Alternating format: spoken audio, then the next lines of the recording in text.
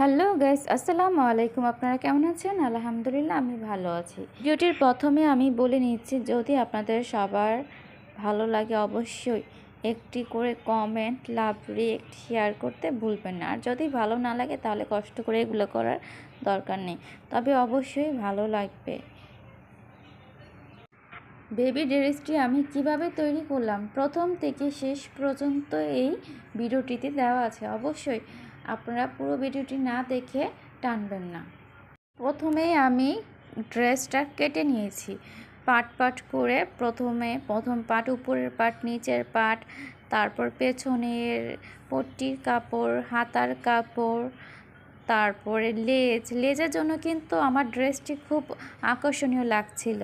আপনারা দেখতেই পাচ্ছেন লেসটা বেশ মানিয়েছে।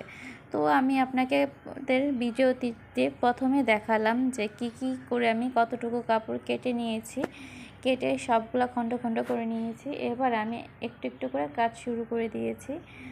তো আমি সুন্দর করে পেছনের পাটের পট্টিটা রেডি করেছি, যাতে আমি সুন্দর করে মোড়াতে পারি। এবার আমি যে ডুরিটা দিব জামার পেছনে, সেই ডুরিটা রেডি করছি। আর আপনারা খুব ভালো করে জানেন, বাচ্চারা পেছনে হুক বা বোতাম যাই বলেন না কেন, এগুলোতে পেইনফুল হয়, মানে ব্যথা পায়। তাই এর জন্য আমি ডুরি সিস্টেম করেছি যাতে বাচ্চা না ব্যথা পায়। আর ড্রেসটি তৈরি করেছি আমি আমার বড় বোনের ছোট মেয়ের জন্য। আপনারা জানেন ছোটো বাবুরা খুব কমফোর্টেবল ড্রেসগুলো পরতে খুব পছন্দ করে, আর ওরা কান্নাকাটিও করে না। এর জন্য আমি ড্রেসটা সেইভাবে তৈরি করেছি যাতে বাচ্চাটি পরে আরাম অনুভব করে। আমার মতো যারা বাচ্চাদের ড্রেস তৈরি করেন অবশ্যই এই জিনিসগুলো লক্ষ্য করবেন, যাতে বাচ্চারা পরে স্বাচ্ছন্দ্য বোধ করে এমনভাবে ড্রেসগুলো তৈরি করবেন। ড্রেস ডিজাইন করা, কাটিং করা আর মনের মতো করে ড্রেস বানানো, এগুলো সম্পূর্ণ সব কিছুই আমার শখ। আমি শখ করে এই কাজগুলো করি, কারণ অনেকের অনেক শখ থাকে। আমার শখ ছিল মানে এরকম যে আমি ড্রেস বানাবো, আমি নিজের ড্রেস নিজে বানিয়ে পরবো। অ্যাকচুয়ালি আমি প্রথমে আগে এই কাজটা জানতাম না। পরে আমি আগে অনেক ড্রেস বানায় পরতাম, টেলার্সের কাছে দিতাম। আমার মানে ড্রেসের প্রতি খুব একটা আকর্ষণ থাকে না, এমন একটা আকর্ষণ ছিল। সেই ক্ষেত্রে আমি মানে আমার ড্রেস বানানোর কাজটা করি। তো দেখা গেছে যে এই আকর্ষণ থেকে তো আস্তে আস্তে আমার এই কাজটা শেখা। আমি যখন আগে অনেক ড্রেস মানে করতাম, টেলার্স অনেক টাকা মজুরি দিতে হইতো। তো দেখা যাইতো যে আমার মানে ড্রেস কেনার চেয়ে ড্রেস বানানোর মজুরি মানে টাকাটাই অনেক চলে যেত। এরপর ডিসিশন নিলাম যে আমি নিজের ড্রেস নিজেই তৈরি করে পরবো। কারণ দেখা গেছে যে আমি যখন টেলার্সে ড্রেস দিতাম, আমার ড্রেস একটু না একটু নষ্ট করবে, এদিক ঠিক করতে হবে, ওই দিক ঠিক করতে হবে। তখন ভাবলাম বাসায় যদি একটা মেশিন আনি তাহলে নিজেরটা নিজে এরকম ঠিক করা যাবে। আর টেলার্সে যে বারবার এরকম বলতে হবে না আমার ড্রেসটা এখান দিয়ে ঠিক করে দেন, ওখান দিয়ে ঠিক করে দেন। সে থেকে মেশিন কেনা হলো। মেশিন কিনে নিজেই চেষ্টা করলাম।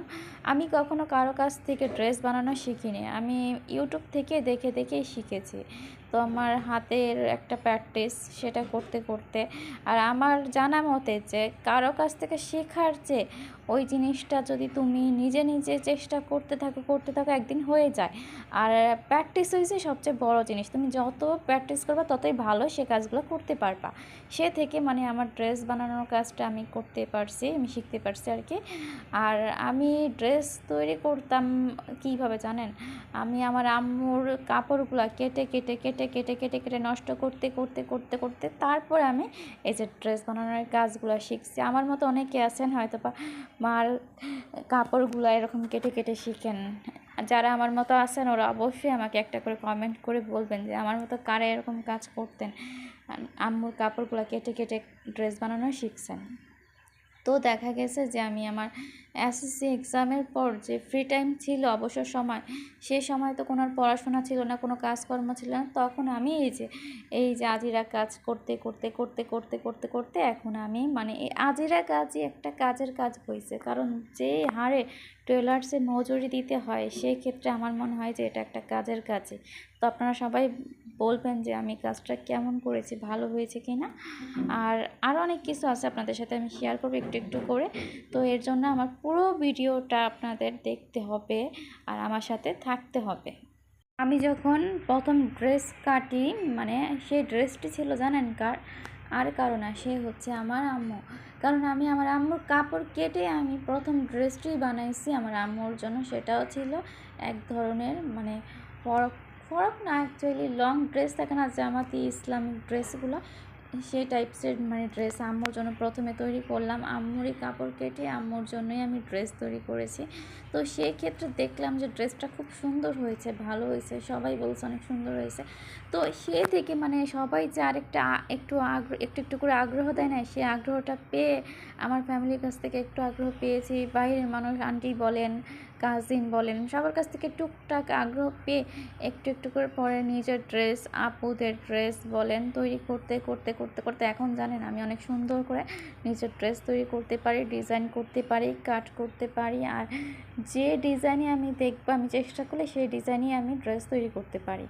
হ্যাঁ, সেটা কিন্তু আমার একদিনে হয়নি, সেটা আমি অনেক মানে প্র্যাকটিস করেছি, অনেক ড্রেস কেটেছি, অনেক ড্রেস বানিয়েছি, নষ্ট করেছি। তো নষ্ট করতে করতে ড্রেস আমার ঠিক হয়েছে। কিন্তু তখন জানেন আমি নিজের ড্রেস কাটতাম, নষ্ট করতাম, তবুও আমি মানে আমি আম্মুর ড্রেস কমই নষ্ট করতাম, আমি আমার নিজের ড্রেসই নষ্ট করতাম বেশি, কারণ সেই রিস্ক নিতাম না। আর আমি ড্রেস ওই যে নষ্ট করলে আমার সমস্যা হতো না কেন জানেন? ওই যে আমি তো কাপড় কেটে নষ্ট করতাম, আমি তার দোকান থেকে কিনে ওই ভালো ড্রেস তো আর নষ্ট করতাম না। তো আপনারা যারা এরকম প্র্যাকটিস করবেন বা শিখবেন বা দেখে হয়তো আমার ভিডিও দেখে অনেকের আগ্রহ হতে পারে যে আমিও ড্রেস বানাবো, আমিও কাট করব, তো তাদেরকে বলছি অবশ্যই দোকান থেকে টাকা দিয়ে কিনে ওই ড্রেসটা নষ্ট করতে যাবে না, তাহলে অনেক কষ্ট হবে না। আমার এরকম হয়েছিল কষ্ট, আমি বুঝি। তো সেই কষ্ট থেকে আম্মুর পুরাতন কাপড় বা নানু দাদি বলেন বা বড়দের যাই আপনার পরিবারে যেই আছে মানে যেই কাপড় পরে তাদের পুরনো কাপড়গুলো নিয়ে বা মোটামুটি পুরনো থাকে না এক ধরনের কাপড়, বা এত রকম পুরনো কাপড় কাজ করবে না, তাহলে সেলাই ভালো হবে না, মেশিনে কাজ করবে না, নষ্ট হয়ে যাবে। তো ভালো কোয়ালিটি সম্পূর্ণ মোটামুটি ওই ধরনের কাপড়, পুরনো কাপড় নিয়ে কাট করে নষ্ট করতে করতে করতে করতে তাহলে শিখতে পারবেন, খুব ভালো ডিজাইন করতে পারবেন। আমি বলি না আমি খুব ভালো ডিজাইনার, কিন্তু আমি সেটা বলবো যে না, আমি আমার পছন্দ মতো, আমার রুচিসম্মত আমি আমার ড্রেস বানাইতে পারি, আমি কাজ করতে পারি। আরেকটা কথা, অনেকে আছে যে ভাবেন যে হয়তো বা হবে না হবে না, কী করে করবো, তো এগুলো ভাবার কিছু না, চেষ্টা করলে হবে। কিছু মজার কথা আপনাদের সাথে শেয়ার করি। আমি যখন প্রথম আগে মেশিন চালাতাম, আমিও কিন্তু অনেক ভুল করতাম কি মেশিন নষ্ট করে ফেলতাম। 2 দিন পর পর আমার মেশিন নষ্ট হয়ে যেত। কীভাবে একটা সুতা আরেকটা সুতার সাথে টান খাবে, কীভাবে কী কারণে সেলাই নষ্ট হচ্ছে, এগুলো আমি কিছু বুঝতাম না।